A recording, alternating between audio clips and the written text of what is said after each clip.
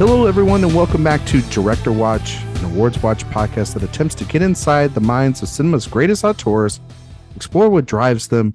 Maybe we'll go on a few unrelated tangents along the way. I am Ryan McQuade, the executive editor here at Awards Watch. Joining me, as always, is my co-host, Jay Ledbetter. Ryan, so wonderful to be here to talk to you about maybe Todd Haynes' weirdest swing. I don't know. I think that's fair. Maybe I'm not there. Wonderstruck.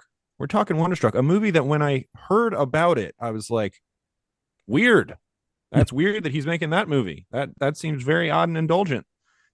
And did it turn out that way? Do I think that's what this movie is? We'll talk about it. Lots to talk about with this one, but I'm excited. We certainly will be talking about it. It is an interesting one in his filmography. When we were looking at doing this series, I was really curious about your thoughts and our guest thoughts and even my thoughts, because I hadn't seen this film. This is one that I have specifically waited for this series to watch because I never saw it when it came out in 2017. So I avoided it. Yeah, I was just like, doesn't seem like it'll be for me. And well, we're confronted with it now, my friend. So, but joining us today as our guest here is our great friend that works here alongside us here at the website, Mr. Zach Law. Zach, welcome to Director Watch. Hello. Thank you for having me. In honor of this movie's structure as a mostly silent film, I will be doing this podcast appearance through pantomime from here on out. So, we're not usually an audio medium. Yeah, I was going to say we're not a visual podcast just yet, but damn. Right. I forgot. Maybe next. Maybe when you're doing that, we'll put like a really nice score. Consider these what I'm saying right now to be my intertitle cards, right? So this is meant to be read, not to be heard. Yes, I think Carter Burwell is tuning up the band as we speak. Yeah, you think we can get him for this podcast? Sure, I think he's available. I'll get him on the phone. I've talked to him a couple of times. So yeah, well, look at that weird. Look at that flex. Dial. He's got him right there. It's like, where would he be on the speed dial for you? It's like, because they used to have it on the phone where it was like number you 9. put number 9. Okay. Yeah. It's not high. That's pretty low. You're my number 1, obviously. Right? Well, that's very fair. I am the editor. Well, Eric should be number 1, but the fact that you said that I'm number 1. Well, all right. Don't tell him. Yeah. Well, it's too late. It's already recorded on a podcast. You're kind of digging a hole right now, but what have I done? So I'm 1, and then I assume Eric's 2. Eric's 2. Todd Haynes 3. Todd Haynes 3. Todd Haynes 3. My chiropractor 4. That's you gotta have you need an adjustment. Yeah. I mean, I'm podcasting so many hours out of every week. I need to. That's true. That's podcaster neck. Yeah. Yeah. it's a thing that we struggle with all the time.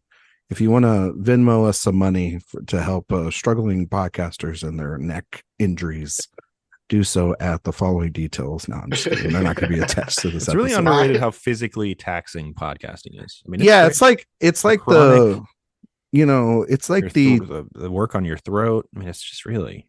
It's like the Texas Hold'em of sports for the film criticism world. You know what I mean? You don't think of it being taxing, but all right, we're really just starting off this episode strong on that one. Yeah. Anyway, we're here to talk about Wonderstruck, which Jay did indeed say that you think it is the weirdest film in his filmography, or the biggest swing. It is the weirdest left turn given the momentum he had with Carol. Yes. I would say so, but then also, I don't know what Zach and you think of it, so we'll have to. But that's an interesting thesis statement at the start of this episode, which is about Wonderstruck. Film came out in 2017. Of course, it's directed by Todd Haynes, and the film tells the tale of 2 children separated by 50 years, and that's really all you want to really say about it. It starts Oaks Fegley, I think is how do you say his name? The little twerp from the Fablemans. Millicent, Simmonds, Julianne Moore, Michelle Williams, and a bunch of other actors in between. But Zach, love having you here. You chose this one specifically. I'm if I'm not mistaken, I right? did, yeah. Yeah, and I'm curious because you could have had your carols, you could have had your I'm not theirs, could you had your far from heavens, but you didn't. You chose Wonderstruck. So I am curious, before you tell us your thoughts on the film, what you think of Todd Haynes as a director, and I'm curious what you think of his films, and more importantly, why did you choose Wonderstruck? Well, as to why I chose it, I looked at the guests that you had clamoring to be on this series, and I thought, well, I don't think I'm going to get Far From Heaven or I'm Not There or Carol, because those are going to some really good people. But I did choose Wonderstruck specifically because I'm always here to defend a person's strangest career choice, which I think it's safe to say this is a strange career choice for Todd Haynes. But in terms of my feelings about Todd Haynes, he's one of my favorite living filmmakers. I remember being 12, 13 when I first became aware of him. And the way I first became aware of him was, like any young preteen, I was watching Ebert and Roper religiously. And I remember, I think it was on their best of episode.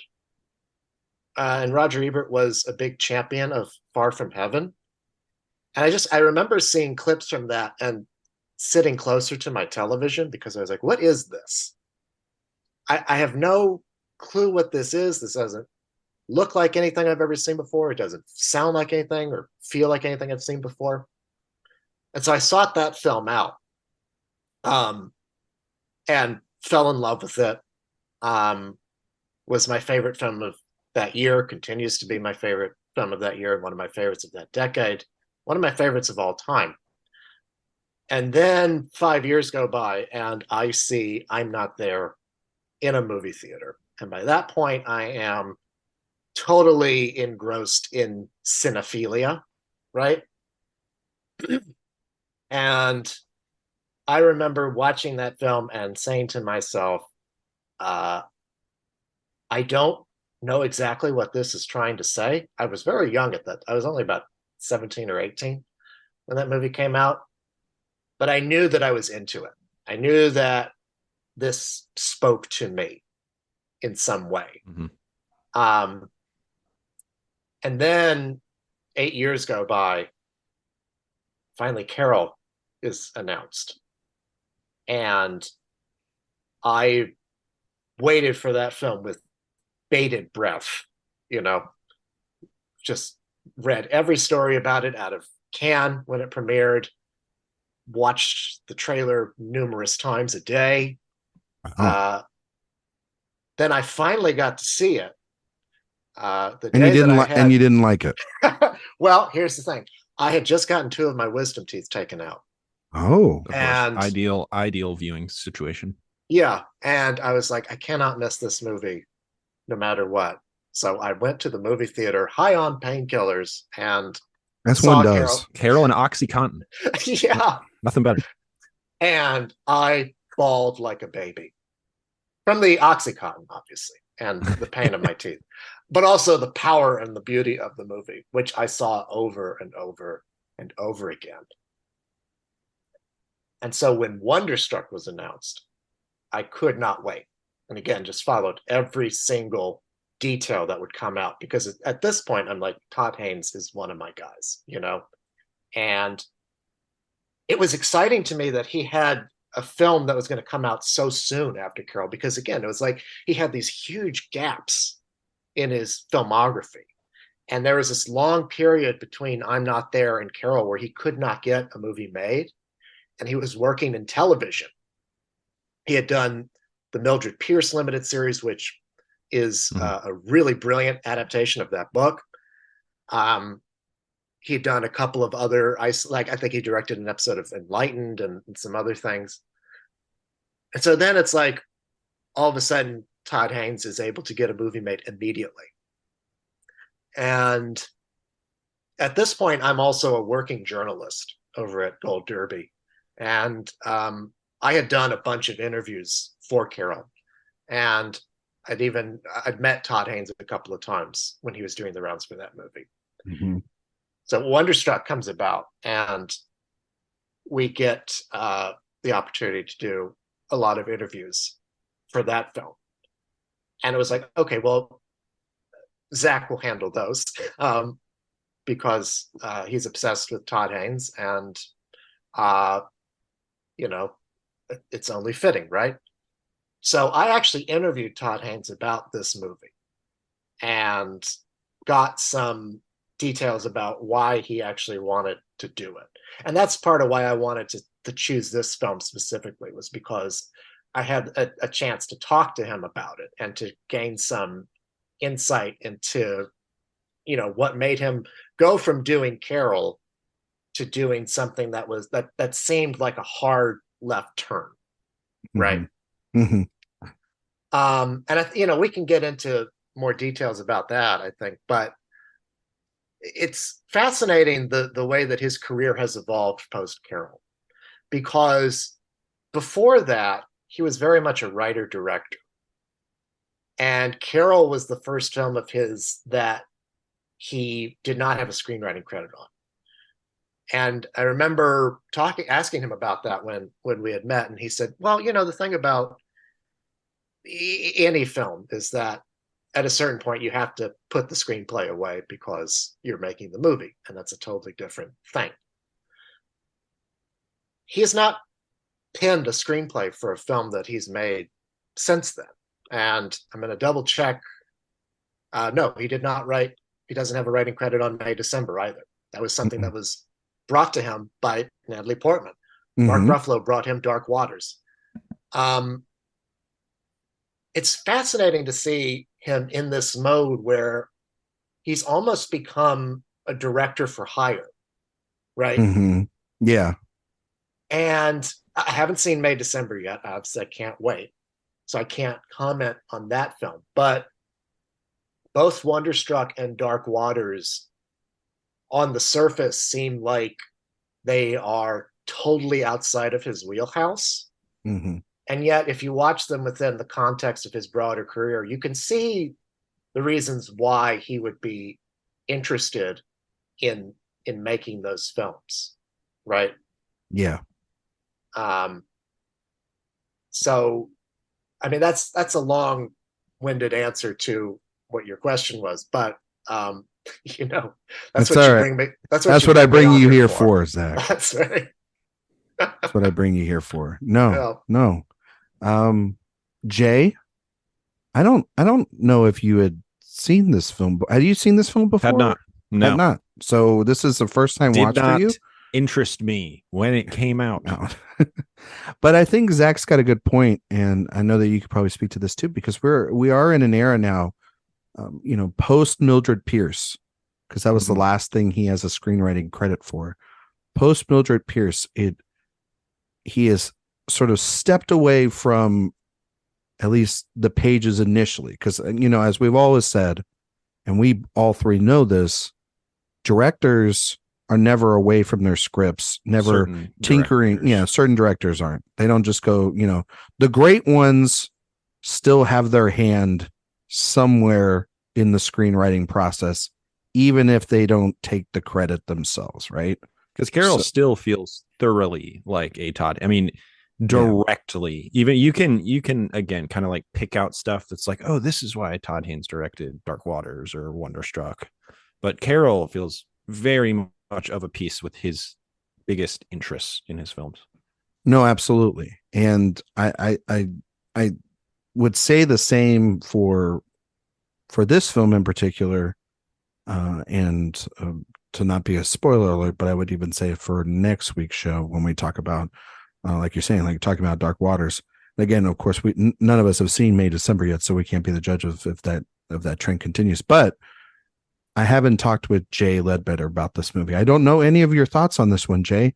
And you kind of avoided it, like you said, like the plague when it first came. Not like it was the first plague. I was just like, I remember not knowing you at the time, but I could have a feeling in the force of Jay was out there in 2017 going, Wonderstruck, no, thank you.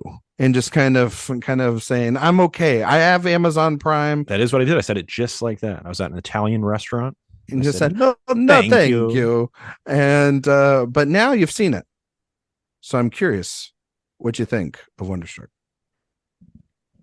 It's a weird one, you know. I mean, I think we've kind of established that I'm not completely impervious to not adoring a Todd Haynes film, and this is one that I don't adore. This is a weird one. I mean, I don't think the emotional through lines, the interweaving threads, totally pay off for me in the ways that I think Haynes wants them to, and there is just, for me, as I think back on it, and I'm sure we'll talk about it, and you guys can probably convince me otherwise, but I'm like, so the only real things that these two characters have in common is that they're both deaf, and then we have the big twist about their relationships to one another, and there's this kind of, I'll say it, kind of gimmicky structure to the film where half of the film is presented as this classic silent film, which has become a fairly trendy thing in the last 15 years or so, probably starting with The Artist. I was gonna say The Artist kind of brought that whole thing back. Yeah, and then you've seen it in stuff like Mank and countless other movies, but it is an impressive recreation of a very different style of filmmaking, and it certainly has that. The other very trendy type of movie these days is directors speaking to their love of the form, and this is that for Todd Haynes. And I think there are better versions of that from directors. I think there are worse versions of that from filmmakers. And this, to me, is just sort of squarely in the middle in general. There are moments that I find very effective and swooning and heartfelt. And there are also moments where I feel like we're kind of spinning our tires a little bit. I think it is. Millicent Simmonds is a really impressive performer, I think, even from this young age and through, I guess the other big thing she's been in is the Quiet Place films. But she has a lot of presence in this movie. Oaks Fegley, gotta say, kind of feels like a theater kid thing a little bit. He's got a little bit of that kid actor. Your anti-theater. I am kids. sensitive to child actors, and I don't think he totally hits the nail on the head with this performance. He does nail it in The Fabelmans as the anti-Semitic bully, but nevertheless, this is a film I'm relatively mixed on because I just don't think it totally threads the needle of its labyrinthian kind of mystery story, because it is really a mystery at the end of the day. Really what you're wondering over the course of the film is, how are these two stories connected? I don't think it's that hard to figure out, which kind of hurts the payoff a little bit for me, but a lot to like. Just for me, a little bit of a mixed bag. Yeah.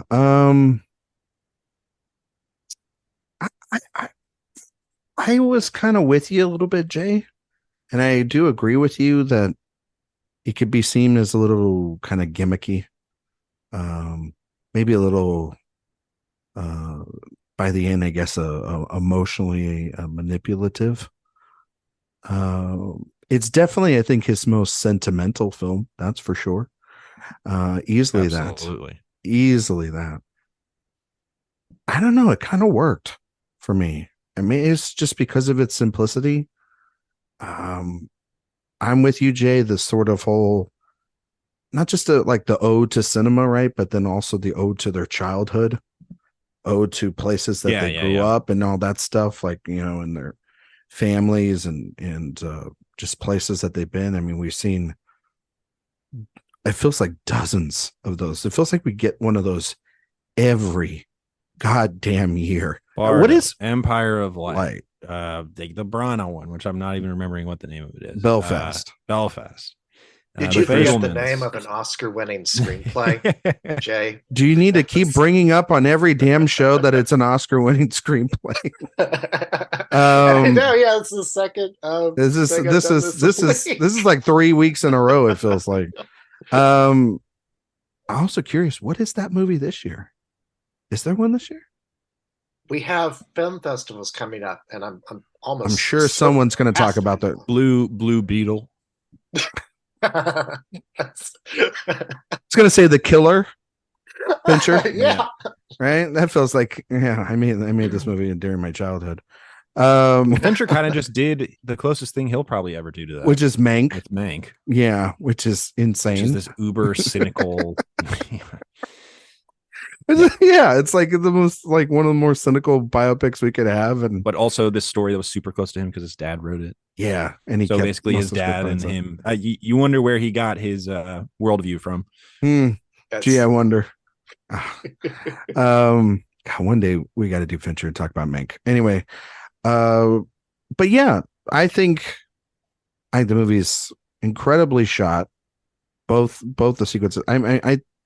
You know, Millicent Simmonds as an actress, you know, she's got this incredible presence about her, where I know that those Quiet Place films, they're kind of in and out, 90 minutes, kind of, you know, there's nothing really spectacular, I think, about them as from a directorial stance from Krasinski or anything, but from the core, from a writing standpoint, I think they're pretty great from that kind of standpoint, as being, you know, just solid, effective little thrillers that you can put in the middle of some little thrillers as well. Yeah, but they have really great performances. Like she's great in both those films. Cillian Murphy in the second film I like the second one more. I do too. I think the second one's like 90 minutes. You're kind of in and out. And That one was so lean, which is what I liked about it. yeah, and it's doesn't have Krasinski as an A actor. little pulpier.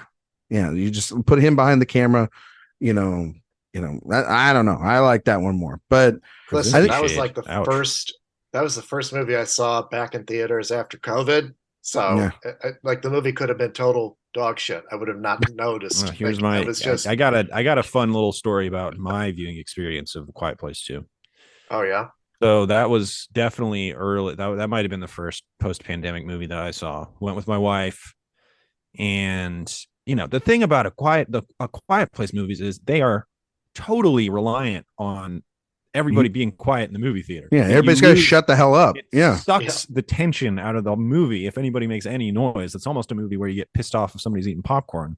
But Yeah. at least that I can understand and tolerate. Yeah. But there was this group of teens, man. Oh yes. These youths behind us, and they Mhm. just would not shut up. We were in a theater with the recliner seats, and they would just keep going, rah, rah, rah, rah, rah, rah, rah, rah, rah. I hate that. And eventually I was just fed up. I turned around and I said, oh my God, are you guys trying to be as annoying as humanly possible?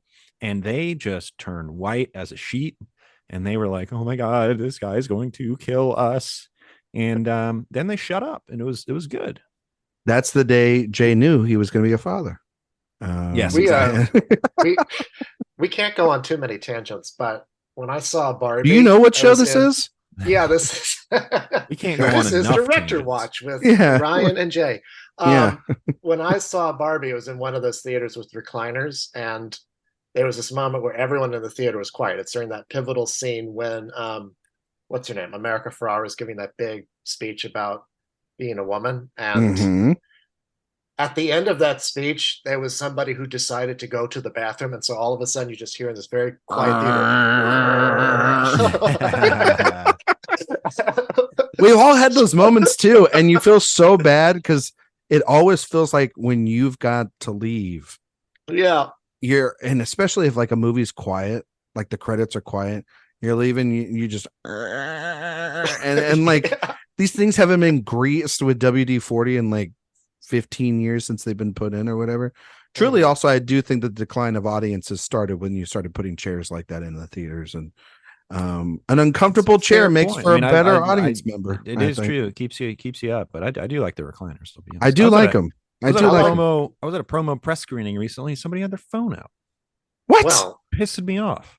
Well, Jay, I will ask because, well, actually, God, we really need to get back on talking about Wonderstruck, yeah. but I do want to ask this real quick because this is a thing that both Zach and I and many listeners out there experience. But Jay, you just experienced it for kind of the first time recently. Was the Alamo Drafthouse, and they have the reclining seats as well as also their be quiet policy as well. I don't know if your theater going experience there was good, or and you had a good time with that. I mean, it was overall experience. It was a fairly late night screening.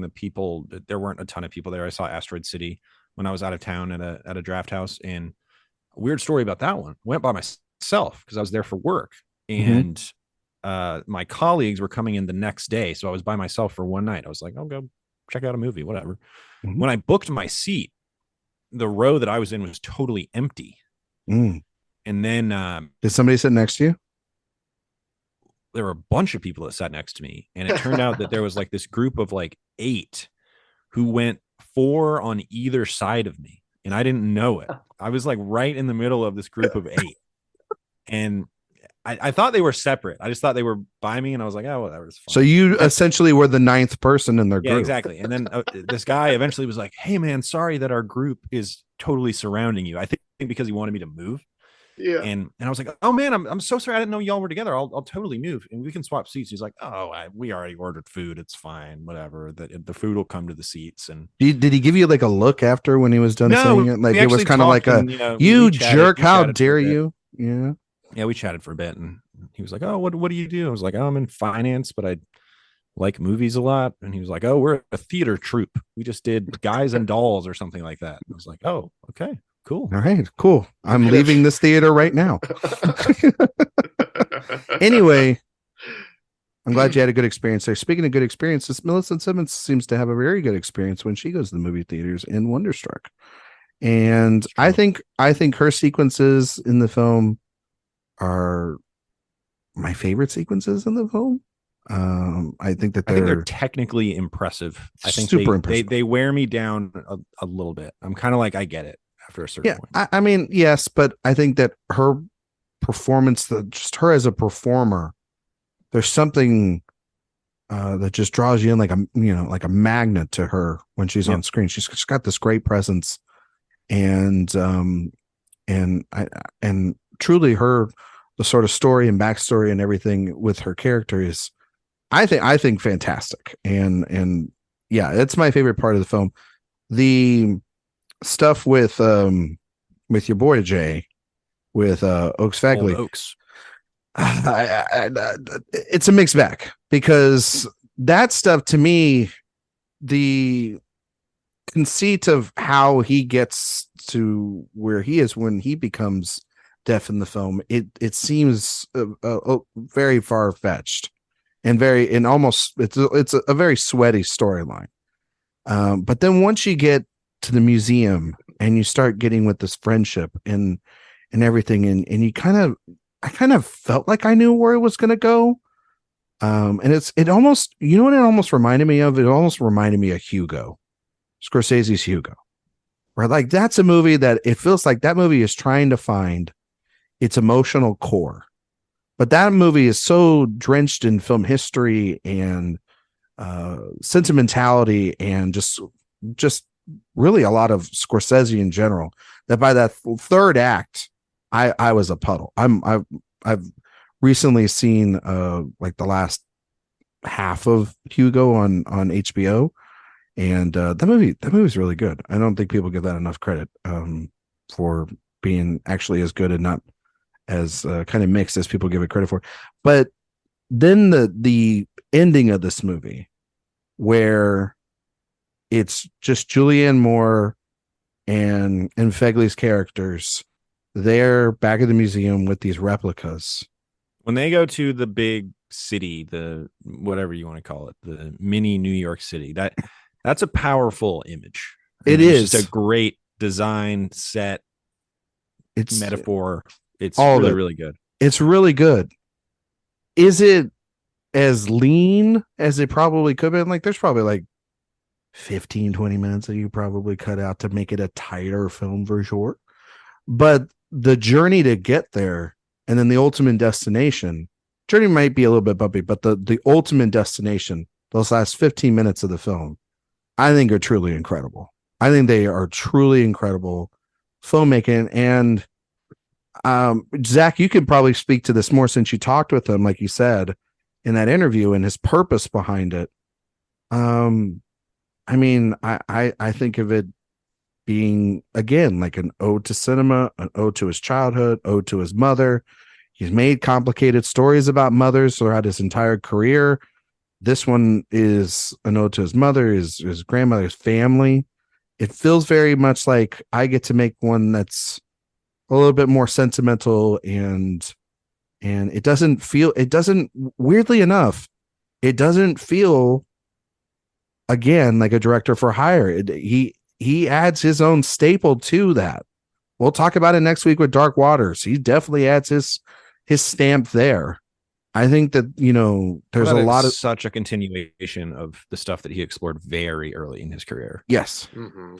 Yeah. But I think that I don't know what is this? What are the Haynesian traits that this movie has? I don't know. I think the music and him and Lachman sort of looks. Well, he's just working with the same people thematically. I guess there is this idea of otherness and how otherness impacts both the person who's being othered as well as the people related to that person. And I think that's the biggest thing. But that's what it is. That's what it is. And it's also I remember him talking about because there's a common trait that all Todd Haynes movies share, which is that they're set in the past. Yeah. He's never done a strictly contemporary film. Yeah, Even I guess they're all period pieces or stylized, non-specific. Right. I mean, even Safe takes place in the mid 80s. And it was a film that was made in the 90s. Dark Waters is the closest he's come to a contemporary film, but that film begins in, all the way back in the 70s. Then most of it is in the 90s and early 2000s. And it's not until the very end, because it's based on a true story, that it comes to the modern day, what was then the modern day. We get those timeline cards throughout it. Exactly. Yeah. He's very interested in looking at the past and seeing what we can find out about the present, right? And the whole thing about otherness, right? When it comes to the deaf characters in this movie, one of the things that he shows us is the ways in which in the 1920s section, people didn't really know how to handle deaf people. Nobody was being taught sign language. They were trying to teach them how to read lips, and obviously, like the other big thing that happens in that section of the movie is the arrival of sound film, right? Where the Millicent Simmonds character, for her, going to the movies is at the time when they are strictly silent. That's a way for her to participate in society. Once sound comes along, that's another area in which she's going to be excluded, right?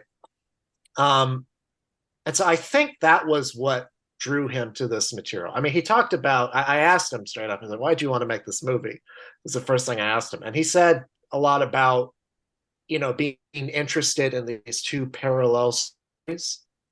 And I would agree with you guys. I do think that what keeps it from being a wholly successful film is these two storylines not exactly meshing up.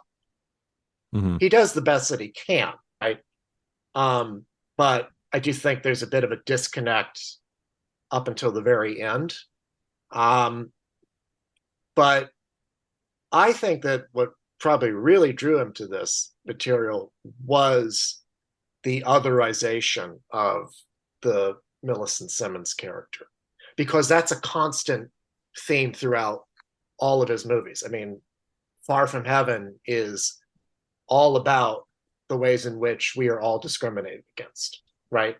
And, taking what was subtext in those Douglas Sirk films and making them explicit.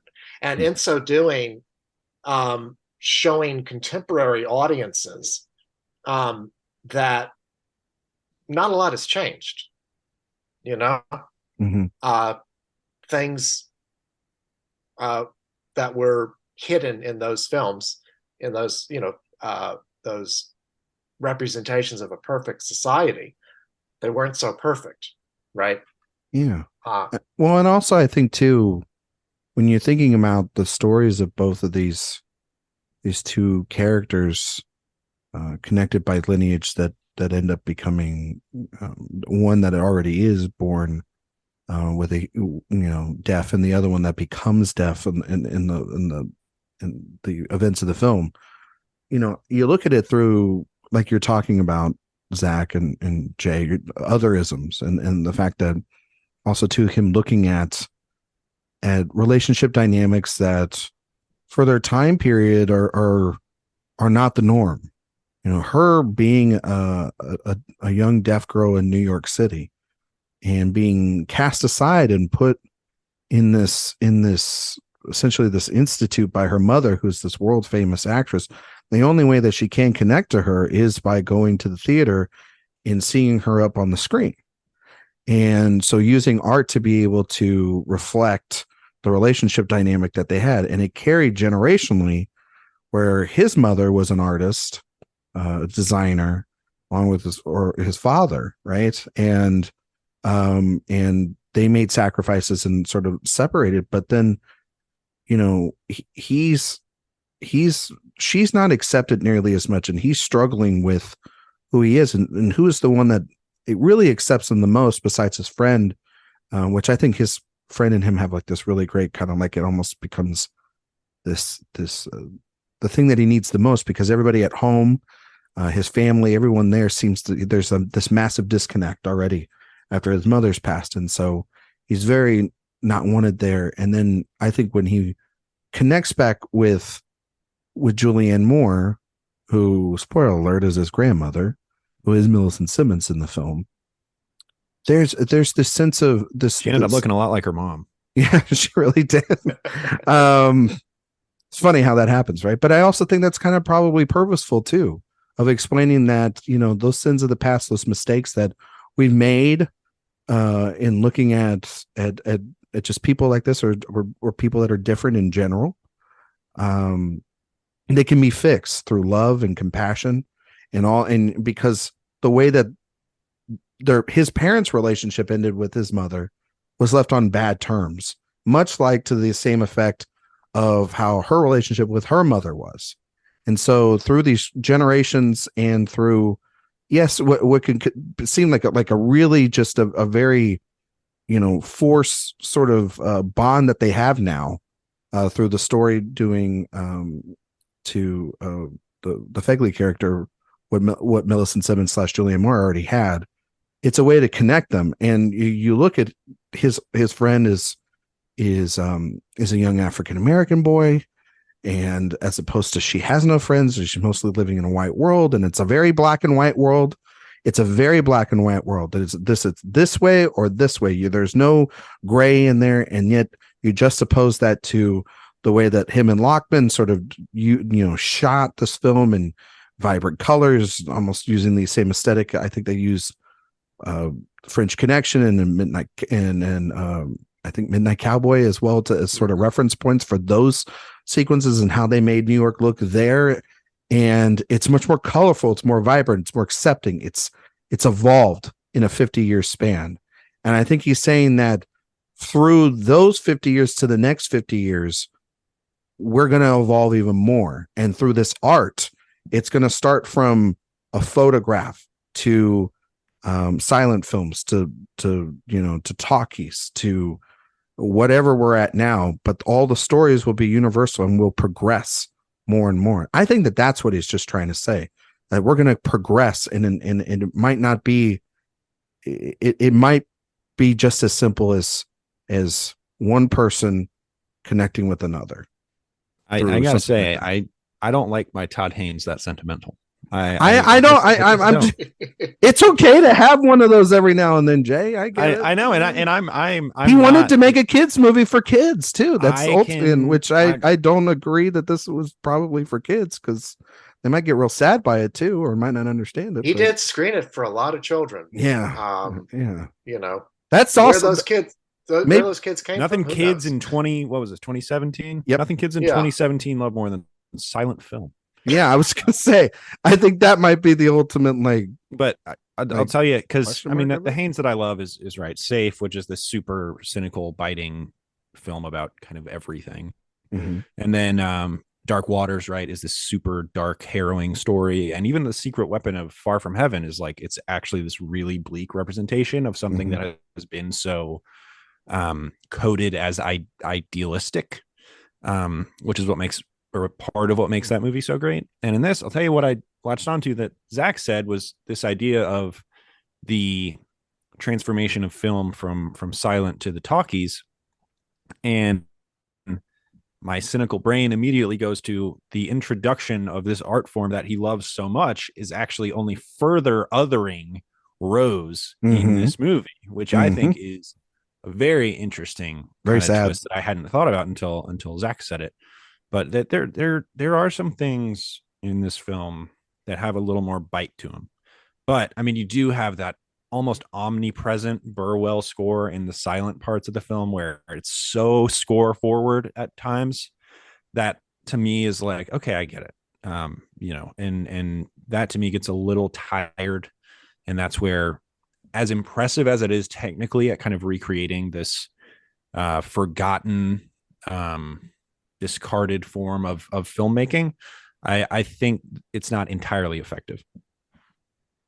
I think that's also, the recreation of the silent era filmmaking is also part of what drew him to this. Because there's a thing like Todd Haynes's work, I think you can sum up as always being form following function, which is the old architecture axiom, right? He's fascinated by the ways in which you use conventions of the genre or a style of filmmaking to essentially like tell the story, right? Like, and that's why I think it's so hard to pin down his filmography, especially recently, right? Because you ask yourself, it's like, what is a Todd Haynes movie? Yeah. I think if most people were to say what a Todd Haynes movie is, they would immediately go to Far From Heaven and Carol. That's that's the fundamental question of this podcast. What is? But who is his buddy? Who is his frequent producer? Christine Vachon. I was gonna say Soderbergh. That's right. Yeah. Who is the most like elusive? Can't really pin him down. Put a finger on. Yeah, but you just know. I think it's the thing is that it may not be a certain style or aesthetic or anything on that, or a theme, but you kind of just know when it's his. You know what I mean? Like if I just put down his at this movie, point, it's kind of like this movie feels both mainstream and experimental. Yeah, it's Steven Soderbergh. Yeah. Oh, okay. And that's and Dark Waters is the same way, and that's what makes that movie so fascinating. Is that it is like, okay, his version of Aaron Brockovich or a Civil Action. And yet, it's like it follows all of the conventions that genre requires. But at the same time, I was just going to say, I'm just curious what Soderbergh's Wonderstruck would be. I don't know. Is it King of the Hill? I don't think Soderbergh. Yeah, I guess so. I guess that's kind of it. Contagion? That's as sentimental as Contagion. I think it probably is, because like that period of Soderbergh is so interesting because he was really trying to figure out who he was. Yep. Soderbergh's Lost in the Woods era. Yeah. It's kind of it's fascinating, that era of Soderbergh. What's the is it called The Underneath? Is that The Underneath? Yeah. Which was the movie that he's that's the one that broke him. Yeah. He said, I was on set in Baton Rouge thinking to myself, I'd rather be anywhere else but here. And that's when you've lost your way as a filmmaker. And you don't want to be also in Baton Rouge? Like you don't want to be there? Well, he wanted to be there for it's a nice place from what I hear. But then he made Schizopolis and then Out of Sight, and he found his and then he was gone. Rhythm. And then he was there. Yeah. But but no, I am kind of, I mean, this is based off like a novel, right? So it's also he's working again in adaptations. Again, it's from the writer of Hugo. From the writer of Hugo, that's why exactly. Wink, wink.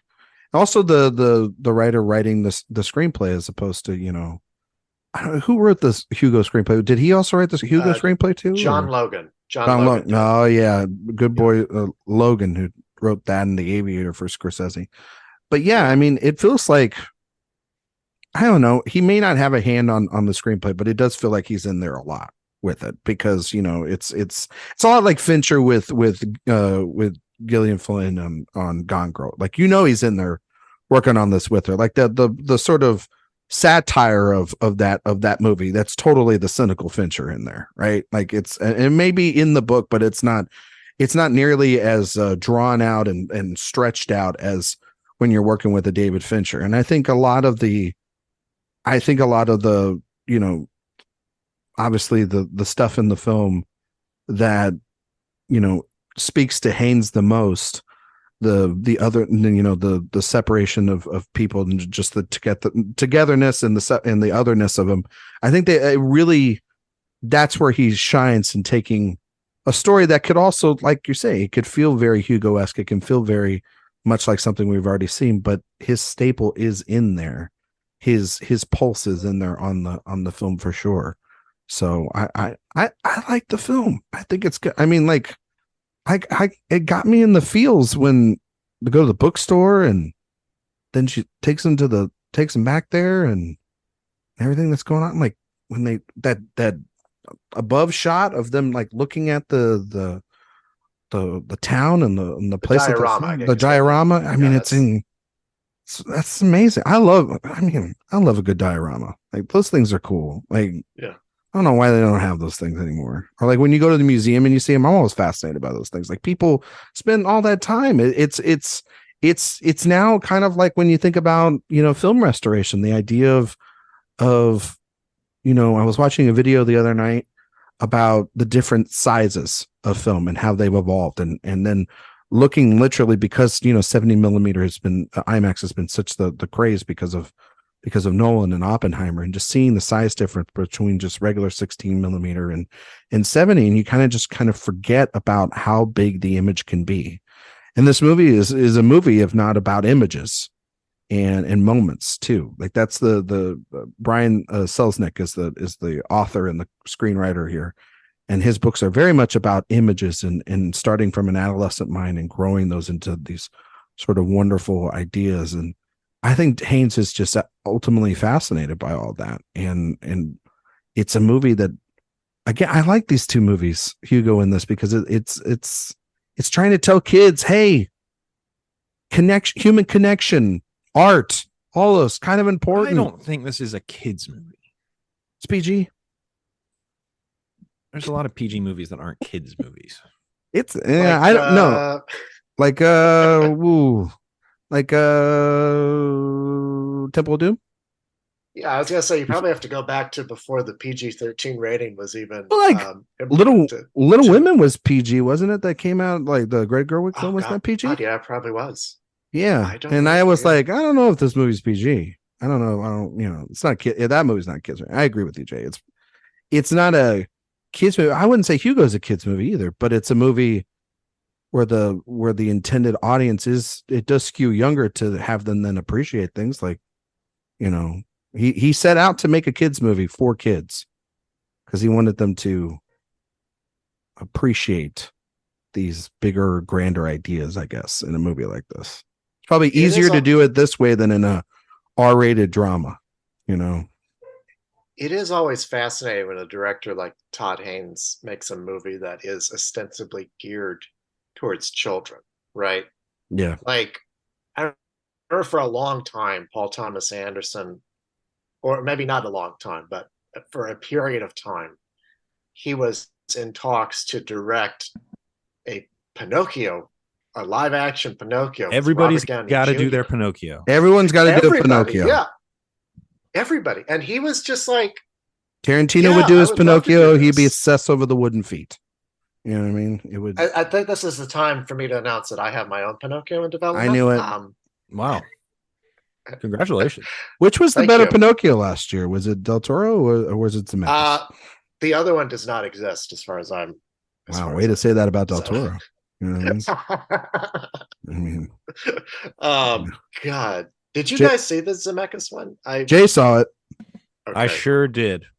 It is probably the worst movie I saw last year. Definitely bottom 3. Is it still the worst movie you've seen in the last 2 years? No, I think Cocaine Bear is worse than Pinocchio. Wow, To me, it says a lot about Cocaine Bear. I hate that movie. So Who do you think would win? Who do you think would win in a cage fight? Pinocchio from Zemeckis or Cocaine Bear? I don't know. Cocaine Bear ended up being not like the most formidable foe of all time. So you think Pinocchio could best him? I don't know. Pinocchio stared horse poop straight in the eye in that film. He's fearless.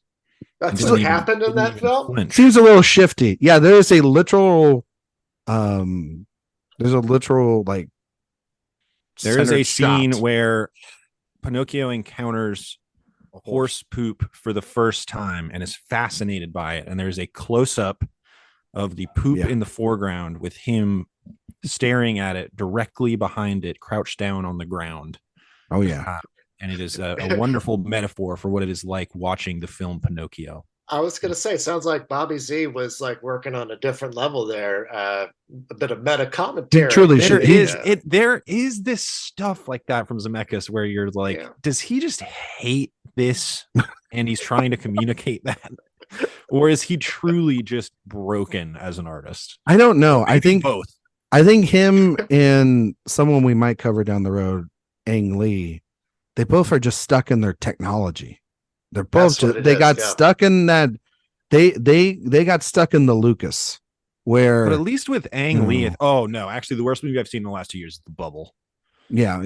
Oh my yeah, god, that movie is terrible. Anyway, yeah, no, I just think that once a director finds technology, they're stuck in it forever. Peter the only one Jackson. that's Uh-huh. Peter Jackson. The only one that seems to not be stuck in it for the worst is James Cameron because he's elevating the medium and then sharing that with everybody else. I still wish James Cameron had been doing other stuff.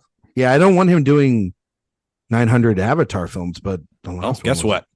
Well, that's how it's going to be for the rest of his life. He's actually Well, you know, the man really did good. say that he's got about what 7 or 8 movies left in him. So, and he makes a movie every 12 years. At the If end of anybody is going to 70. live until 145, I believe it's it's going to be James James Cameron. Cameron. Yeah, I don't doubt it. So, But anyway, Zach, you were talking about how PTA was going to make a Pinocchio film. he was, yeah. And, you know, we see like, I mean, we brought up Scorsese with Hugo. Mhm. I think you could even like, it's not a kid's movie, but, you know, David Lynch making The Straight Story, which was a G-rated film. What a movie. Spielberg making See, there's one that's for BFG. grown-ups. That's not a kid's movie. Yeah. Yeah, and like Spielberg, BFG. It's like Tintin. there's this Tintin. Yeah, I think there's this thing about, or like Coppola was going to do a Pinocchio movie for you. Remember that? God, Like Everyone is. before. What is that? It's- Is it because it's they all crazy. watch? Is it because they all watch the Disney movie? And I they're think there's and it's just- one and it's because it's like considered the greatest Disney movie of all time by so many people. I think of a it's certain just. I think it's just this thing where it's like you start to hope to get out of the box you're pigeonholed in, or just to prove something.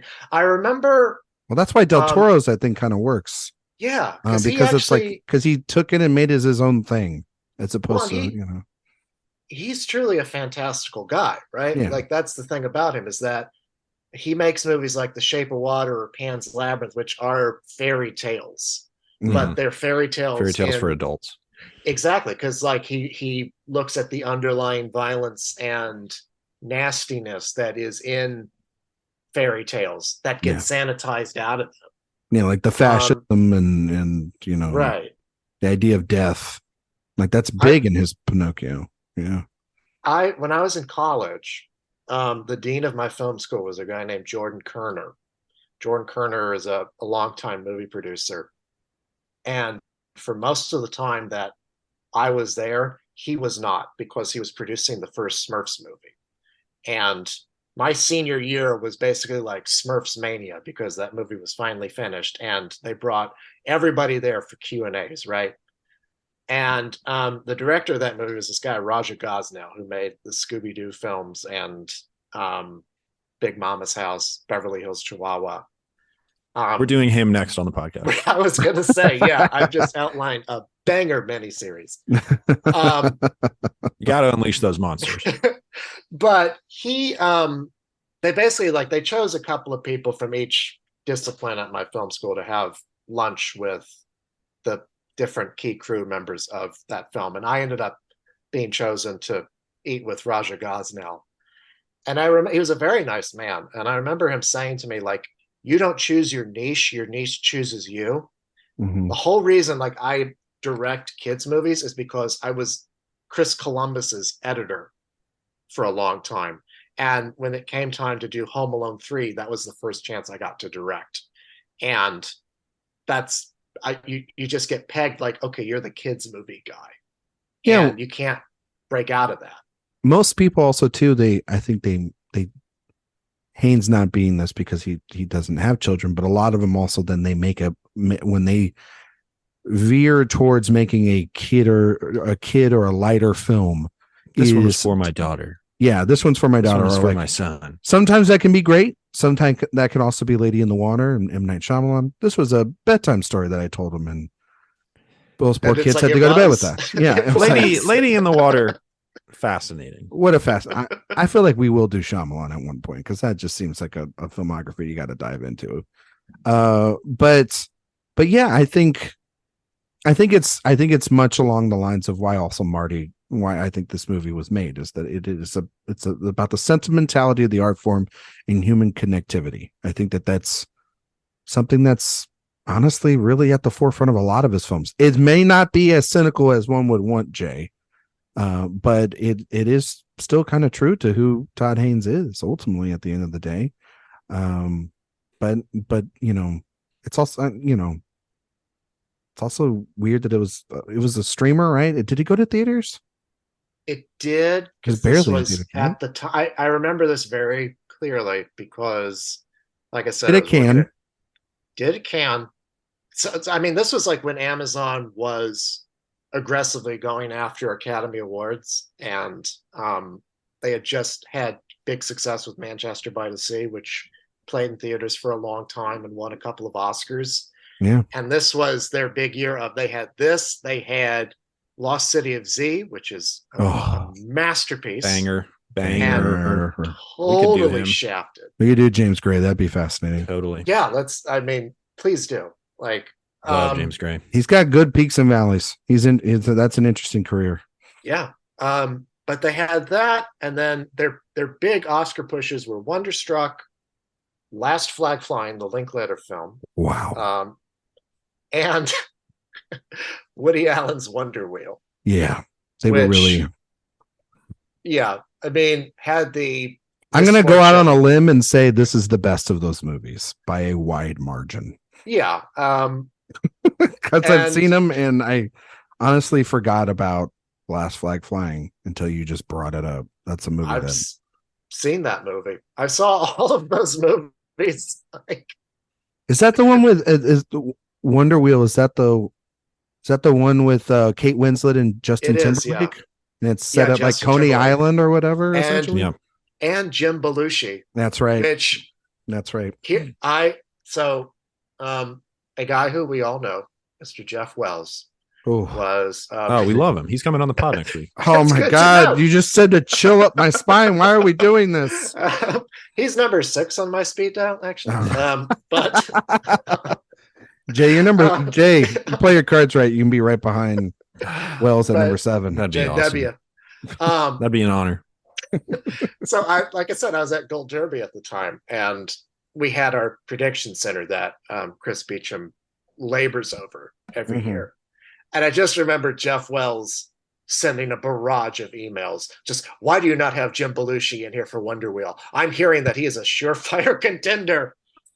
And then we all have that crazy. To be fair to that crazy person, go ahead, Ryan. No, I was just gonna say we all have that wild prediction every year that like people stick by. So what were you say, Jay?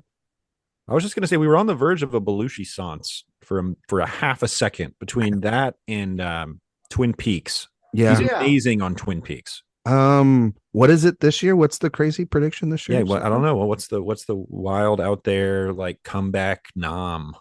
Maybe who's the Fraser of 2020? Who's the Fraser? Ooh. I mean, to an extent, it's sort of Downey, wouldn't you say? Just because, it might be Downey. Yeah, like I mean, even Gosling to a certain degree. Half of Downey's momentum is just that we're happy to see him in a real movie again. Yeah, exactly. That's the truth.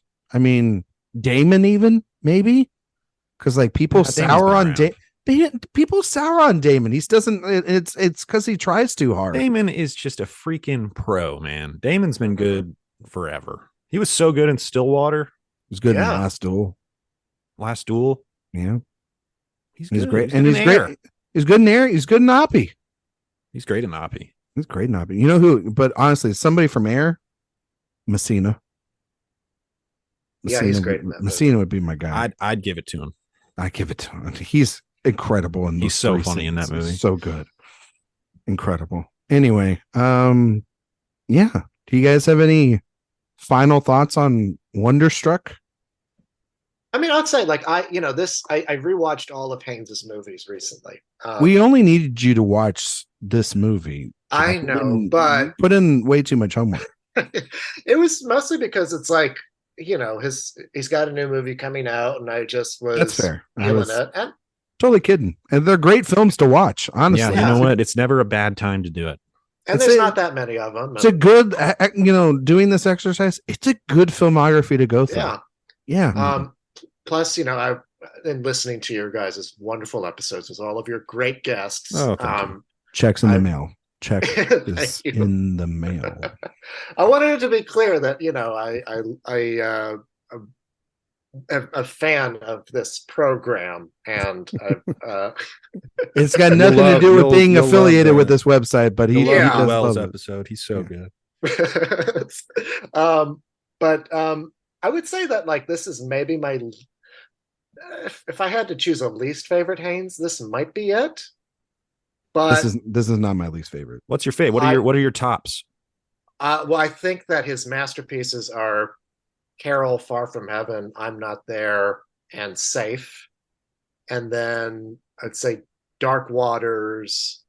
I stick up for Velvet Goldmine and Poison. Poison's interesting. Yeah. And I stick up for this movie too. I don't think he's ever made a movie that is uninteresting. Yeah, Jay, you don't like hate this movie or anything. No, I definitely recommend people see this, especially in the context of one of the most fascinating directors of the last 30 years' careers. Yeah. And I do think because, the other aspect about Haynes that I'd like to talk about very briefly, because I know you want to wrap up. No, you're fine. You're doing okay. His deep sense of empathy is what makes his films more than just like formal exercises, right? Because there's a lot of directors who try to do the thing of I'm going to recreate a style of filmmaking from the past, and they always forget the first principle of filmmaking, which is have interesting characters and a good storyline. And Haynes never sacrifices any of that stuff in his films, and that's why something like Far From Heaven or Carol or even I'm Not There, which is his most bonkers movie ever, there's still very humane and truthful moments in that film. And I think like his empathy for people is what makes him such a strong filmmaker for me, in addition to the fascinations that he has with different styles and modes of filmmaking and deconstruction of genres and all of that stuff. But really it's just like his humanity that I return to, and that's what makes this movie effective, I think. Yeah, and I will say that's kind of where this movie misses for me, is he is able to get that much humanity and empathy in his films that do have a little more bite to them. So for me, it's almost like a hat on a hat with this movie. It's like all dessert to a certain extent, where I don't consider this quite as thoughtful as some of his other films. And I think there is something to be said for making a film that is more straightforward like this, especially if he is trying to make something for kids. There's something very admirable about that as well. But for me as a viewer and watching all of his films in a row, and there are times where that can really enhance your viewing experience or it can take away from it. And it's possible that this is taking away from it because I am, just a couple weeks off of watching Safe, which is like this really dark, biting satire. And this is like sweet schmaltz, which I love some sweet schmaltz every now and then. But for me, just kind of in this mode, this hard left turn for me, at least with this viewing, and maybe that'll change in the future. Just it felt off to me a little bit, even though there's a lot to admire about it, and it definitely has that humanity that you're talking about. Yeah, I mean, I agree with you, Jay. I'd like to a certain extent. I mean, if it does, it is. It, like I said earlier, it is his most sentimental film. There's even when what they're is his second most sentimental film? Carol. I guess Carol, just because of the ending. Yeah. Maybe. Yeah. Right. Maybe I'm not there. And then he goes to Dark Waters. Yeah. The scariest film of the 2020s, Yeah. or whenever that came out. Did that come out in 2019? 2019. It was 2019. I remember. 19. But I think that he finds real elegance in all the schmaltz that you're talking about, and I don't think that it's a sensory overload of that sentimentality either. I think that it's, again, like, No, it's often very sad. It's often very sad. There's a lot of melancholy, whereas what's his face? It's not Tony Delroy, it's Dan Gilroy. Calls it melancholy.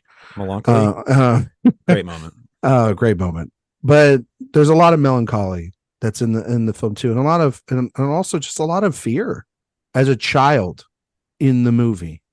But friendship and connection and art really is the savior of them. And that seems like a very heavy-handed thing to do, but it's more heavy-handed, I think, when you're talking about it, as opposed to, for me, when I was watching it. I didn't feel that as much because he's got a good hand at it. There are other movies like this that just feel like you're getting hit over the head with that sugar that you're talking about. But he's kind of, in a way, he can't help himself from putting these characters through some really harsh situations. And even when they are connected, there is not a complete bow on top of this situation. And I think that that's really fascinating. And yes, it is the most sentimental of his films for sure. It's a very interesting exercise. I think that it is also like really interesting to stretch out different muscles when you're a director. I think of Soderbergh tinge of I dare myself to do this. Another person that does that is PTA. Comes off making these two epics, and he challenged himself to make a 90-minute film, a 90-minute comedy after making Magnolia. And then what does he do? And what's sandwiched in between is Magnolia and There Will Be Blood. You know what I mean? To me, that feels different to me because it's a different Magnolia. It wasn't like he was daring himself. He was like, I need to adjust my temperature. I gotta calm down. Magnolia, I was really feeling myself with Magnolia. Yeah. I need to chill out. Well, from what I've read, he did challenge himself there a little bit to make that. And of course, helps to get somebody of the time that is like the king of 90-minute comedies at that point in Adam Sandler. But anyway, that's the brilliant thing about that movie is that he was like, you know what if I don't make a Paul Thomas Anderson movie? What if I direct an Adam Sandler movie? Yeah. An Adam Sandler movie directed by Paul Thomas Anderson. Because that's, if you look at that movie, it follows the exact same structure as something like Happy Gilmore or The Wedding Singer, but it's just heightened to his sensibilities through his lens, right? And that's the sort of thing that, like, a good director does. Yeah. Right? And I think that a movie like this is honestly lower to his sensibilities. Like I did feel, because most through the like the dread and the existential dread and the racial and sexual frustrations inside of something like Far From Heaven, there is still this candy. This is a dream world essentially there. And then of course that movie breaks apart that dream world by the end, and then it's all crumbled and whatnot. But this movie is that model. It is that structure by the end, and it's not a perfect film. It's not my favorite of his. It's definitely of the lesser ones, but it's a movie that I deeply respect and kind of understand why he wanted to make it. You know, he made some pretty heavy films for like the last 10 years of his career. I mean, to go from I'm Not There to literally pouring himself out in a 5-hour miniseries and then doing Carol, that's a lot. And sort of a change of pace is never a bad thing. And I don't feel like it's a director for hire, because I do still think that he's in there. So very personal movie. Very personal, you know. Yeah. So one crazy thing that I just remembered about this movie. Okay. In the silent section of it, Millicent Simmonds' father is played by James Urbaniak. Mm-hmm. And if you've ever heard James Urbaniak speak, like, you can kind of hear him when got he's silent there. He's got a distinct full voice. Yeah, and I'm just like, what a crazy thing for Todd Haynes to do, to take somebody like James Urbaniak, who has one of the most easily identifiable voices, and have him be completely silent. Like, that's just the kind of stuff that I love about this guy. Spielberg just robbed this cast between Urbaniak and Oakes. Yeah. Fablemans. Yeah.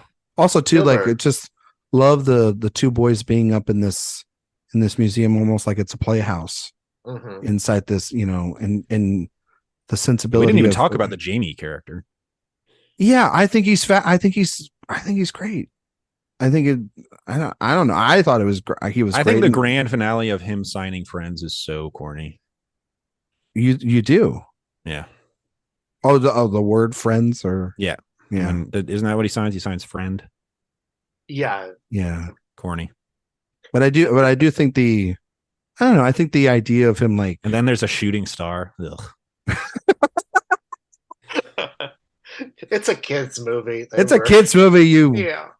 And for all of our listeners that have never heard Jay, this is the true Jay. This is hashtag Mr. Cynical. No, but it is. But I Ryan, you know, I love a sincere. I like, know.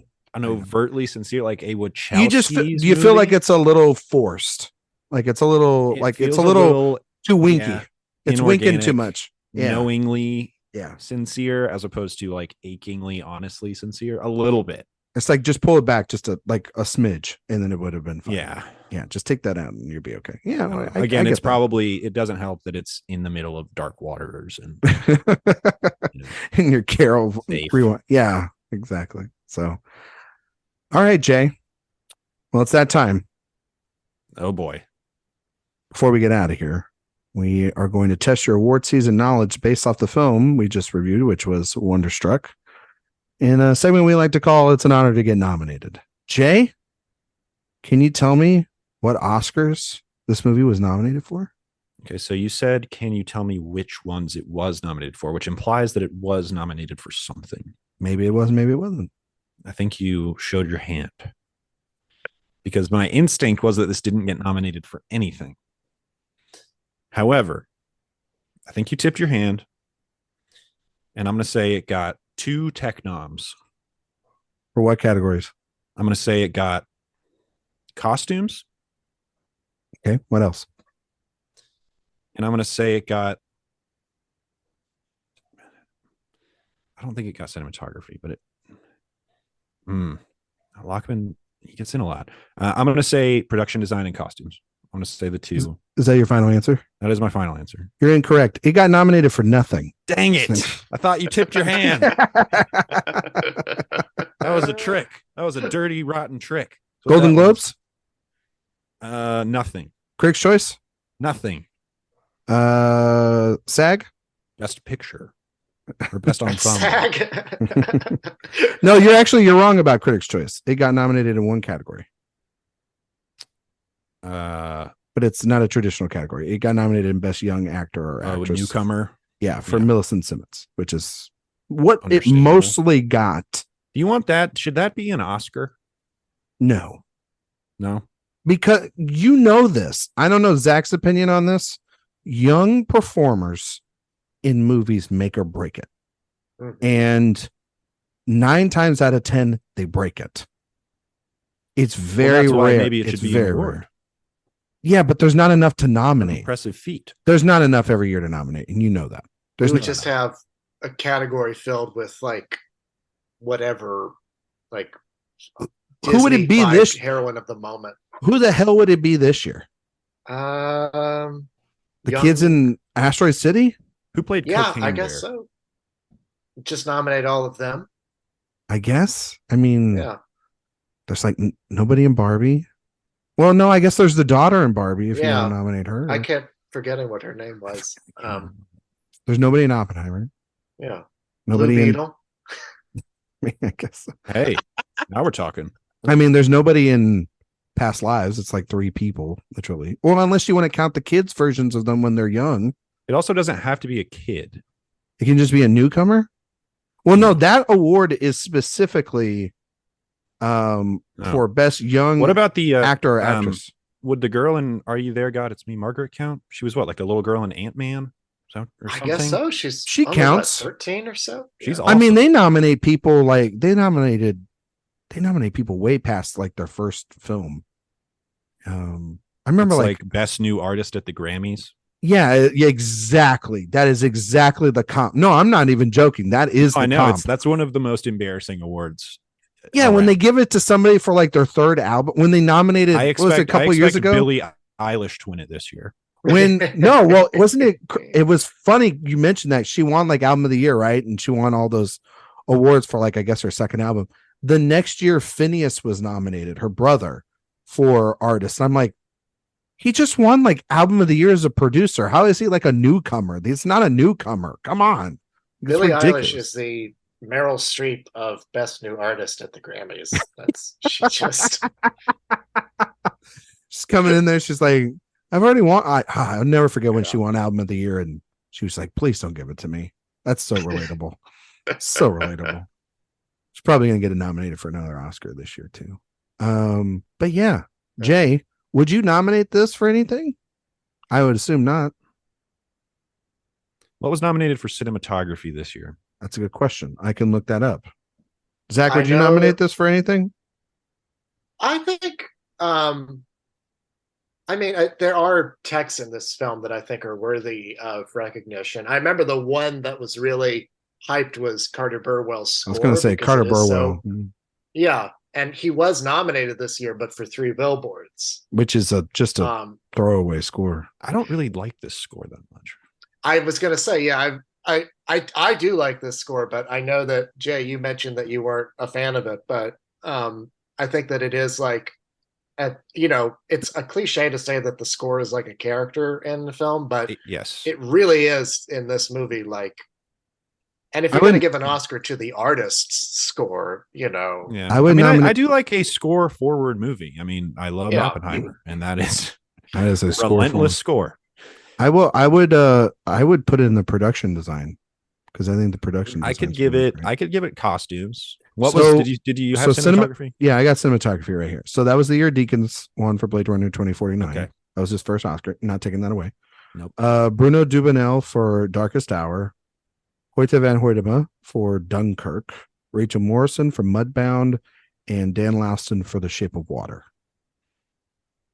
I think, you could Probably take out Dubanel. Yeah. I mean, he's got other nominations. And so Movie's not This is particularly a good looking movie. I'll kick Yeah. out Darkest Hour. It's fine. Yeah. I would kick. Okay, so the reason why I would put production design on the table, production design winner was The Shape of Water, obviously. Dunkirk, Darkest Hour, Blade Runner 2049, and then Disney's live action remake of Beauty and the Beast. Ryan, the clock looked like a clock. I don't know what to tell you. And they had to design all of those little. Here's my people, biggest right? That's my biggest gripe with these stupid Disney live action films. Here we go. As someone who just watched half of The Little Mermaid, we'll see if I ever finish it. The fact that they are so pot committed to making everything look realistic is unbelievable to me. Yeah. They're like, movie- well, yeah, the fish can talk, but obviously they have to look real. Like they What? have to look like a fish. They Are can't you kidding me?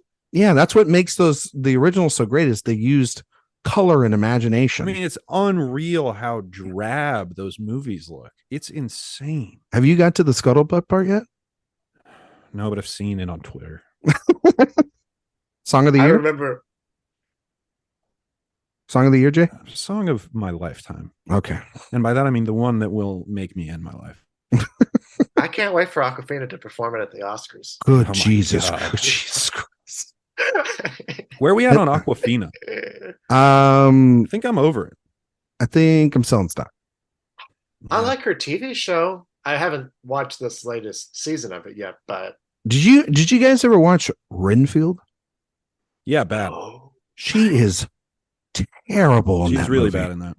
She is so woefully miscast. It is not even funny. She can act. She's She good can. in, No, I've seen The Farewell. The She's Farewell. good. Yeah. She's great. No, I wouldn't even say she's good. I'd say she's great in that movie. I would. Yeah. She can act. better than some of the people that got nominated that year for No Best Actress. So, shit. um, But also costume designs were this guy named Mark Bridges for Phantom Thread. what? Mark Bridges, Phantom Thread. Pretty good stews. Then also Shape of Water, Victoria and Abdul. That was that year. Darkest Hour and Beauty and the Beast. So yeah, you could probably put in the costumes here. But and the reason why Beauty and the Beast got in is Jacqueline Duran. That makes total sense. Yeah, Honestly, I the mean, all of costumes these. in that are pretty good. Victoria and Abdul. God, Terrible movie. That might be the worst Disney live action. I don't know. The Lion King 2019 is the worst one for me. That's Did just you see Aladdin? Aladdin's one of my favorites of those. Is it's actually not that bad. I think I'm on an island all to myself with that one. Of just, I was just amazed by It's how Richie flat sensitive. it was visually. Yeah, that is true. For a to Guy be Ritchie God, movie, yeah, yeah. yeah. Y'all I mean, 'cause y'all seen The Covenant? Yeah, I'm not a I big haven't seen fan. that yet. The movie rocks. I'm not a big fan of I want to see the what is that? Operation Fortune That movie's bad. Rouge de Jour. Rouge de Jour. Whatever the hell that thing is called. Yeah, I don't know. I was about to start it the other day. That movie and I feels just like didn't. that movie feels not even like a TV pilot. It feels like you're jumping in the middle of a TV season. See, he's been trying to chase making us an original series, like a series of movies. He did it with Rock and Rolla, tried doing that. That didn't work. He really should actually try. Did it with Sherlock, and he got two. He tried doing it with The Gentleman, and that made a bunch of money. Were they trying to make The Gentleman a franchise? It kind of feels like they're making it a franchise, like the sort of structure of. Well, get ready. He's doing Hercules, right? Is he? I think he's doing the Disney Hercules. Please tell me he's not. He's got to. He's got to stop. He kind of low key at one of my guys. I'm picking this up right. I just fact check me on that. I'm fact checking you on it. He's doing the Gentleman TV show. He's not no, it's in development.